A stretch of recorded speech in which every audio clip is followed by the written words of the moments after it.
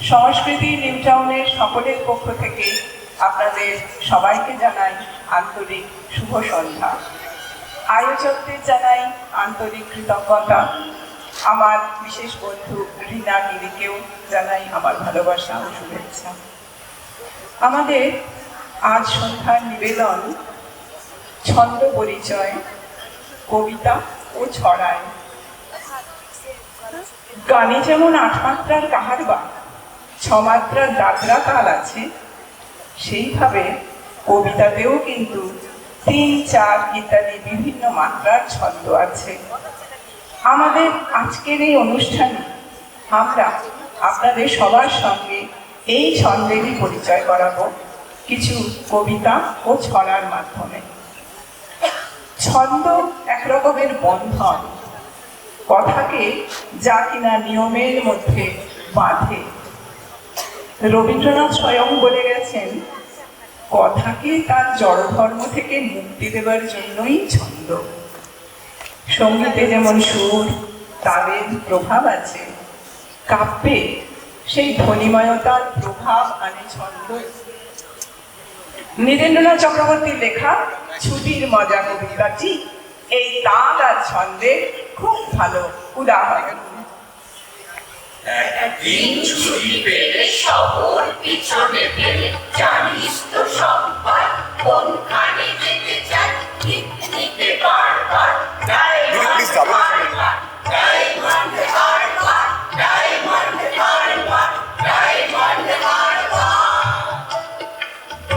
আর যদি ছুটি পায় ৩ দিন তবে পায় ধর্মতলার মোড়ে সরকারি বাস করে, সকলে দিয়েছো দীঘার জুনপুট, দীঘার জুনপুট, দীঘার জুনপুট, দীঘার জুনপুট। ছুটি পেলে ১ মাস রয়েছে রকেট বাস, পথ ১২ ঘন্টার, সেইখানে জায়গা কাছেই পাহাড়, জায়গাটা শিলিগুড়ি, জায়গাটা শিলিগুড়ি, জায়গাটা শিলিগুড়ি, জায়গাটা শিলিগুড়ি।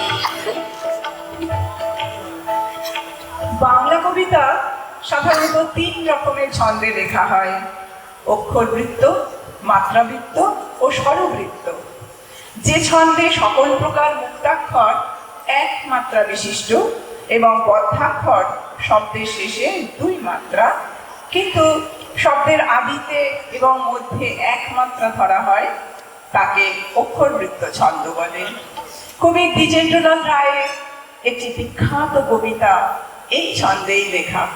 কবিতাটি হলো নন্দলাল। আসুন আমরা শুনি সেটি।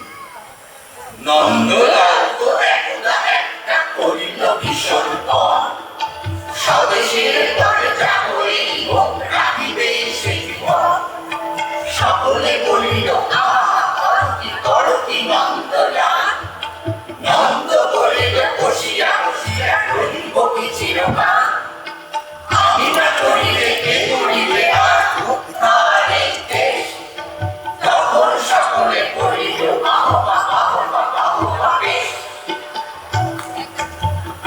অক্ষরবৃত্ত ছন্দের কবিতা সাধারণত ধীর গতির হয়। এই ছন্দে একটি সুরের বা তানের প্রভাব থাকে। অক্ষরবৃত্ত ছন্দ ৮-৮, ৮-৬, ৮-৪, ৮-২ ইত্যাদি বিভিন্ন মাত্রারও হতে পারে। যেমন পয়ার ছন্দ ৮-৬ মাত্রার হয়। একইভাবে ৮-১০কে মহাপয়ার, ৪-৬কে দিগক্ষরা, ৬-৫কে একাবলি বলা হয়। অক্ষরবৃত্ত ছন্দ ৮-৮-৮-৬ মাত্রার হলে তাকে চৌপদী বলে। যেমন কবিগুরু রবীন্দ্রনাথ ঠাকুরের লেখা পরশ পাথর কবিতাটি। পুরাতন দীর্ঘপথ পড়ে আছে মৃতপথ, একা হতে কত দূর নাহি তার শেষ। দীর্ঘ দিগন্তরে মরুবাণী টুটু করে, আসন্ন রজনী ছায়ে ম্লান সর্বদেশ। অর্ধের জীবন খুঁজি কোন মাই চক্ষু বুঝি, স্পর্শ লোভেছিল যাহা এক পল ভর, বাকি অর্থ অপ্রকার।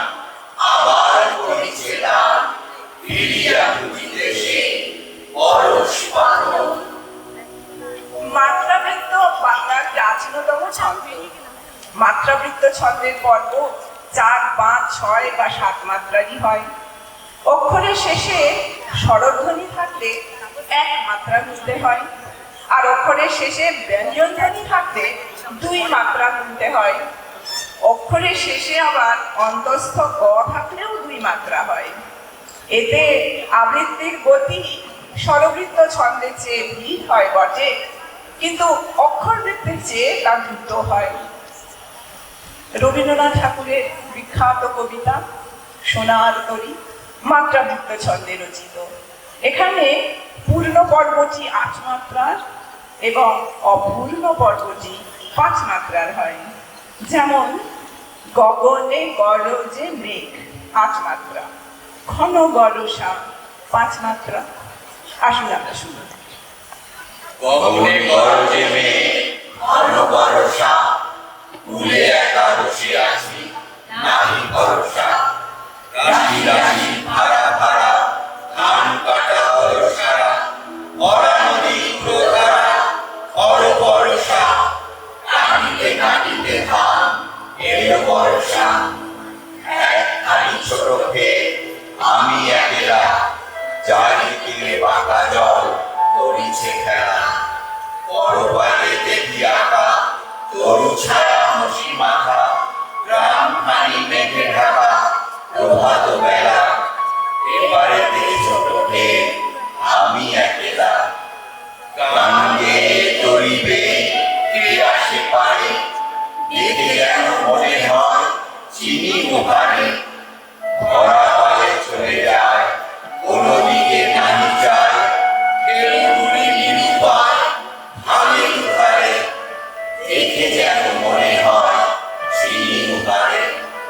ও তুমি কোথা যাও, কোন বিদেশে, পায়ে বিরাও তুমি উড়েতে এসে। যেও যেথা যেতে চাও, যারে খুশি তারে দাও, শুধু তুমি নিয়ে যাও ক্ষণিক হেসে আমার সোনার ধান উড়েতে এসে। যত চাও তত লও তরণী ফলে, আর আছে আর নাই দিয়েছি ধরে। একবার নদী খুলে যাহা লয়েছি নদে, সকলই নাম তুলে ধরে ধরে। এখন আমার লহ করুণা করে, ঠাই নাই ঠাই নাই ছোট সে তরি, আমার সোনার ধানে দিয়েছে ভরি। শ্রাবণ পবন ঘিরে অনবে ঘুরে ফিরে, সুন্দর নদীর তীরে নদীর উপরি যাহা ছিল নিয়ে গেল সোনার তরি। অক্ষরবৃত্ত, মাত্রাবৃত্ত, কবিতা বা ছড়া শোনা হলো। বাকি রইল স্বরবৃত্ত ছন্দ। এই স্বরবৃত্ত দ্রুত লয়ের ছন্দ, তাই প্রধানত ছড়া এবং গান লিখতেই এই ছন্দ বেশি ব্যবহৃত হয়। স্বরবৃত্ত ছন্দে লেখা কবিতাগুলো বেশিরভাগ ক্ষেত্রে 4 মাত্রার চালে চলতে পছন্দ করে, তাই এই ছন্দের প্রয়োজনে 5 মাত্রাকে সংগৃহীত উচ্চারণে 4 মাত্রার মতো আবৃত্তি করা যায়। আবার কোথাও 1 মাত্রা কম থাকলে বিবৃত উচ্চারণ করে 1 মাত্রাকে 2 মাত্রায় টেনে নেওয়া যায়। স্বরবৃত্ত ছন্দের শ্রেষ্ঠ উদাহরণ কিন্তু আমরা ছোটদের জন্য লেখা ছড়াতেই পাবো। যেমন নজরুল ইসলামের লিচু চোর। বাবুদের ডাল পুকুরে, হাবুদের ডাল পুকুরে, সে কি বাস করলে তারা, বলিতাম একটু দাঁড়া। পুকুরে দড়ি কাছে না, লিচুর এক গাছ আছে না, ওটা না আসতে গিয়ে, বড় আসতে গিয়ে, গাছে গোজেই চড়েছি, ছোট এক ডাল ধরেছি। ও বাবা মরা করে উড়েছি সরা করে, পরিবার মালি খাই সে ছিল কাছে আড়ে। বেড়া ভাই বড় মাছা, দুয়ানো কোটা লুচ্ছা, দিলে খুব কিল খুশি, একদম জোরসে খুশি। আমিও বানিয়ে থাকো, দেওয়া চালিয়ে থাকো, লাভিয়ে দিন রে গুলা মাটির ওই পিন্ডি গুলা কি বলিস হে রক্তা তওবা না ক্ষমতা তওবা না ক্ষমতা তওবা না ক্ষমতা। সুকুমার রায়ের লেখা ছায়াবাজি কবিতাটিও কিন্তু এই একই ছন্দে লেখা। আসুন আমরা এবার সেই কবিতাটি শুনে নিই।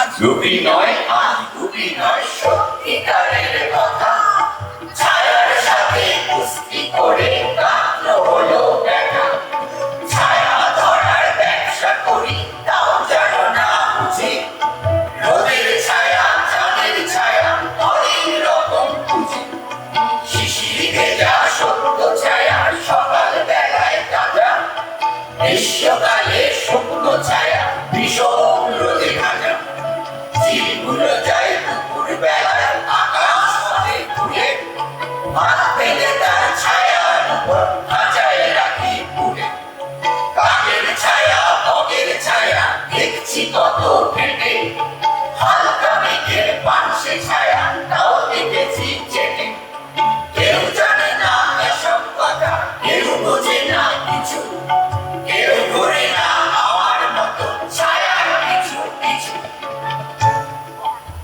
এই ছন্দগুলো আবার দেখা যায় অনেক সময় একই কবিতার ব্যবহার হয়েছে। যেমন কাজী নজরুল ইসলামের সংকল্প কবিতাটিতে অক্ষরবৃত্ত, মাত্রাবৃত্ত এবং স্বরবৃত্ত এই তিনটি ছন্দেরই প্রভাব আছে। থাকবো না গো বদ্ধ ঘরে দেখবো এবার জগৎটাকে কেমন করে ঘুরছে মানুষ যুগান্তরে ঘূর্ণি পাখি দেশ হতে দেশ দেশান্তরে ছুটছে তারা কেমন করে কিসের নেশায় কেমন করে করছে যে বীর লাখে লাখে কিসের আশায় করছে তারা মরণ মরণ যন্ত্রণাকে রইব না গো বদ্ধ খাঁচায় দেখবো এসব ভুবন ঘুরে আকাশ বাতাস চন্দ্র তারায় সাগর জলে পাহাড় জুড়ে আমার সীমার বাঁধন ঢুকে 10 দিকেতে পড়বো লুকে পাতাল ফেলে নামবো নিচে উঠবো আবার আকাশ পুরে বিশ্ব জগৎ দেখবো আমি আপন হাতে মুঠোয় পুরে। তবে আবার ছন্দে হলেই যে বাচ্চাদের জন্য লেখা ছড়া হবে তা কিন্তু একেবারেই না। যদিও শুনতে ছড়ার মতো লাগে, কিন্তু শঙ্খ ঘোষের লেখা মেয়েদের পাড়ায় পাড়ায় শুনলে আমাদের গায়ে কাঁটা দেয়।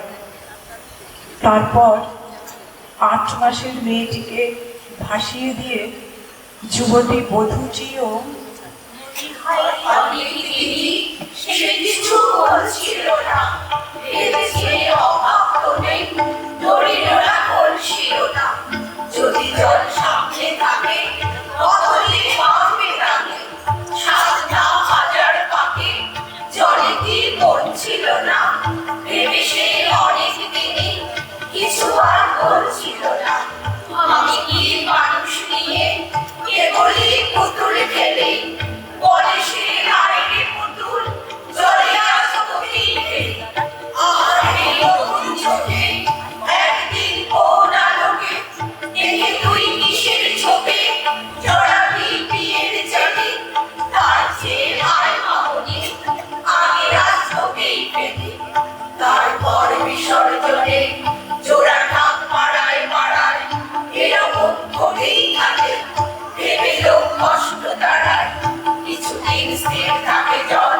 ছবিও দেয় আমি কল বলে ফের ভক্ত বাদল সে জলের গ্রাসকে নাড়ায় এরে সব খুঁজছে পুতুল মেয়েদের পাড়ায় পাড়ায় এবে সব খুঁজছে পুতুল মেয়েদের পাড়ায় পাড়ায় এবে সব খুঁজছে পুতুল মেয়েদের পাড়ায় পাড়ায়। কবিতার অনুষ্ঠান ছন্দ পরিচয়।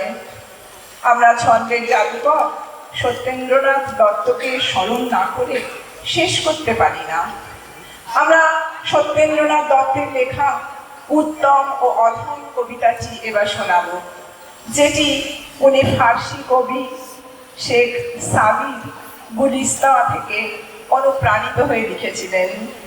এখানে কুকুরকে অধম এবং পথিককে উত্তম হিসেবে দেখিয়ে একটি গভীর নৈতিক শিক্ষা দিতে চেয়েছেন। এটি বাংলা কবিতায় বিদেশি প্রভাবের একটি প্রকৃষ্ট উদাহরণ। কুকুর আসিয়া এমন কামড় দিল পথিকের পায়, কামড়ের চোটে বিস্তা ফুটে বিষ লেগে গেল তার। ঘরে ফিরে এসে রাত্রে বেচারা ভীষণ ব্যথায় জাগে, মেয়েটি তাহার তাই সাথে হয় জাগে শিয়রের আগে। বাপের শিয়রে ভৎসনা ঝরে কপালে রাখিয়া হাত, তুমি কেন বাবা ছেড়ে দিলে তারে, তোমার কি নাই তা? কষ্টে আসিয়া হাঁটত করিল, তুই রে হাসালি মোরে, দাঁত আছে বলে কুকুরের পায়ে তুলসী কেমন করে। কুকুরের কাজ কুকুরে করেছে, কামড় দিয়েছে পায়, তা বলে কুকুরে কামড়ানো দিয়ে মানুষের শোভা পায়।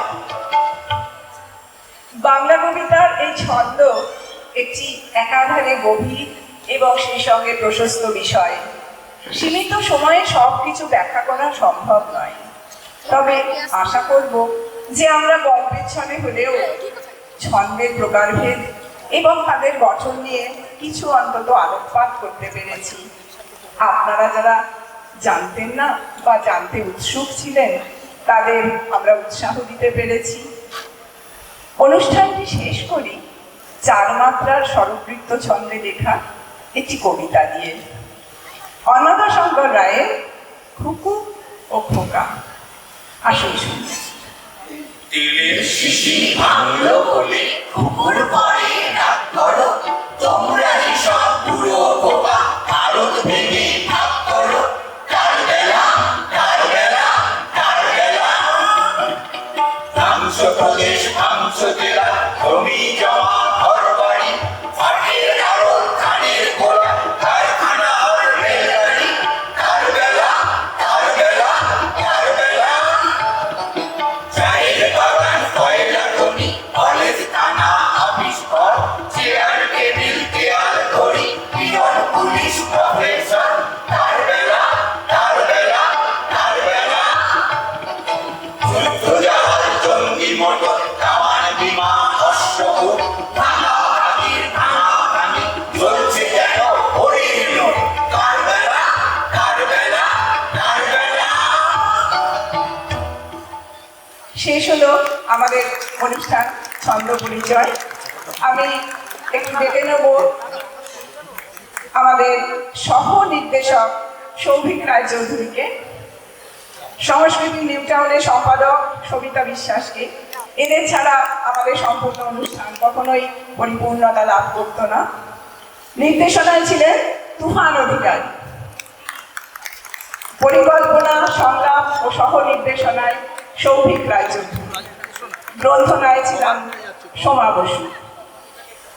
সবাই রয়েছেন, তাদের নাম আমি একটু বলে দিই: সুতপা মাহাতো, সবিতা দাস, ইলা ঘোষ, মীরা ধর, রীনা দাস, কণিকা দে, সুলেখা পাইন, বৈশাখী শেঠ, অপর্ণা কীর্তনিয়া, কৃষ্ণা বিশ্বাস, রবীন্দ্র দে, সবিতা বিশ্বাস, মিলান সাহু, নন্দিতা ব্যানার্জি, শম্পা দেবনাথ। আমাদের সংস্কৃতি নিউটাউনের অনুষ্ঠানটি আজকের মতো এখানেই।